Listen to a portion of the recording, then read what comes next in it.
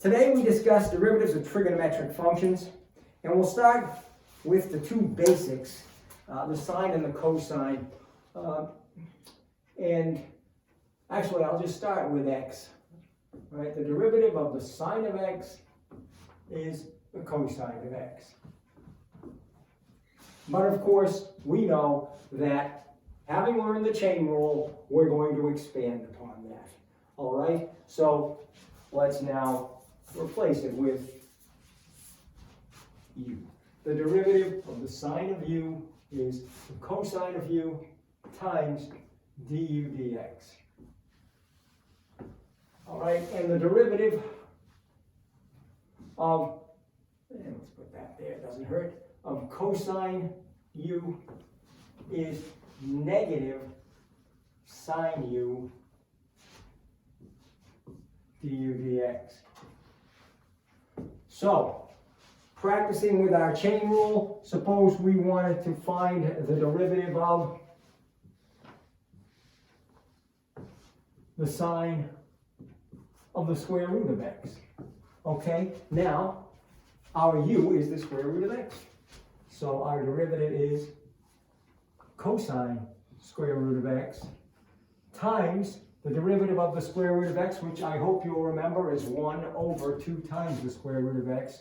So there we have that. All right. Also, of course, we have to remember all our other rules that come into play. The product rules, the quotient rule. So if we had something of the order of the derivative of x squared sine x, well, there's a product rule in play.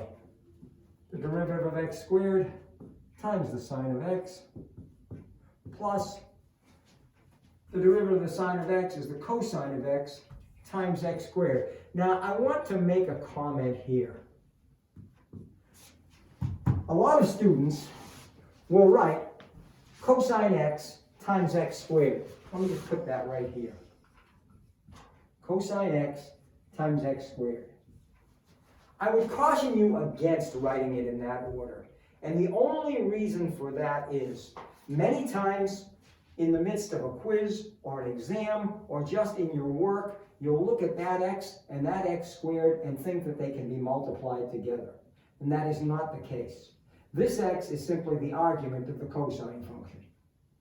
This x squared is a quantity in and of itself. So by putting the x squared in front, and even here putting the 2x in front, we resist that temptation to try to multiply them together. Let's try one more that's, let's do this one. How about if we wanted to take, I'll give myself a little more room, the derivative of sine x cosine x. All right, the derivative of sine x cosine x is cosine x times cosine x plus negative sine x times sine x. Now, I hope that you'll recognize that cosine squared x minus sine squared x is one of our trig identities. It is the cosine of 2x. Now, why do I point that out? Because you should also recognize that this is very close to being an identity. This is 1/2 the sine of 2x. So, what I'm writing here is actually the same thing. 1/2 the sine of 2x. Well, that would be 1/2 times cosine 2x times 2, which is the cosine of 2x, which we just said that is. And sometimes it's easier to deal with it in this form, but you should recognize when those trigonometric identities arise in the midst of your work.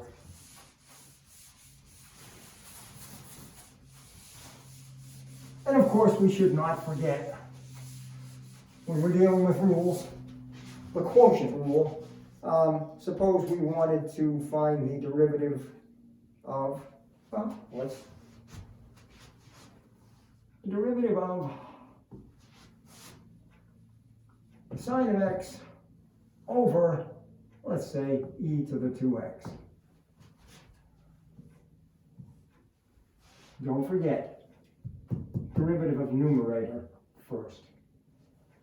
Okay, so we have cosine x times e to the 2x, and I'll write the e to the 2x out front. Cosine x minus e to the 2x times 2. 2e to the 2x sine x over e to the 4x. And again, remember, you can factor e to the 2x out of numerator and denominator, divide those out, leaving you with just cosine x minus 2 sine x over e to the 2x. Okay, so let's now take a look at the rest of our trig functions and their derivatives. First of all, remember, all of the other trig functions can be defined in terms of sine and or cosine. All right, tangent, sine over cosine, cotangent, cosine over sine, secant 1 over cosine, cosecant 1 over sine. So the derivatives of all of the other trig functions could be arrived at by simply using the quotient rule or the chain rule. For example, the derivative of the tangent of x. Well, the derivative of the tangent of x is the derivative of the sine of x over the cosine of x, which is, of course, cosine x times cosine x, minus negative sine x times sine x, so plus sine squared x, over cosine squared x. Well, again, trig identity. Cosine squared x plus sine squared x is 1 over cosine squared x, which is 1 over cosine x times 1 over cosine x, which is secant x times secant x, which is secant squared x. The derivative of the tangent of u is secant squared u du dx. We could do much the same thing for the cotangent, which is cosine over sine. And if we were to do that, we would get that the derivative of the cotangent of u is negative cosecant squared u du dx. Now let's take a look at the derivative of the secant function. Well, the derivative of the secant of x is the derivative of, and I'll write it this way, cosine x to the negative 1. I will not write this as cosine negative 1x. That notation is reserved for the inverse trig functions. This is the cosine of x raised to the negative 1. 1 over the cosine of x. Well, that equals negative 1 times the cosine of x to the negative 2 times the derivative of the cosine of x, negative sine x. And now what we have is negative times negative is positive. We have sine x over cosine squared x, which is 1 over cosine x times sine x over cosine x, which is secant x times tangent x. So the derivative, and I'm running out of space here, the derivative of the secant of u is secant u tangent u du dx. And again, by the same format, using the cosecant, which is 1 over sine, or the sine of x to the negative 1, we would arrive at the derivative of the cosecant of u is negative cosecant u cotangent u du dx. And there are the derivatives of all of the trig functions. Now, having those in front of us, we need to point out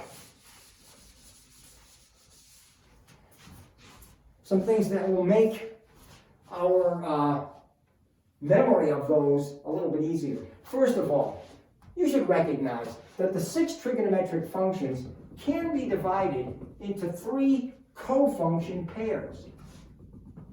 Sine and cosine, tangent and cotangent, secant and cosecant. All right? Now, looking at that, where you have each pair, the derivative of the co-member of each pair is negative. And in fact, when you look at them relationally, their derivatives have a cofunction relationship as well.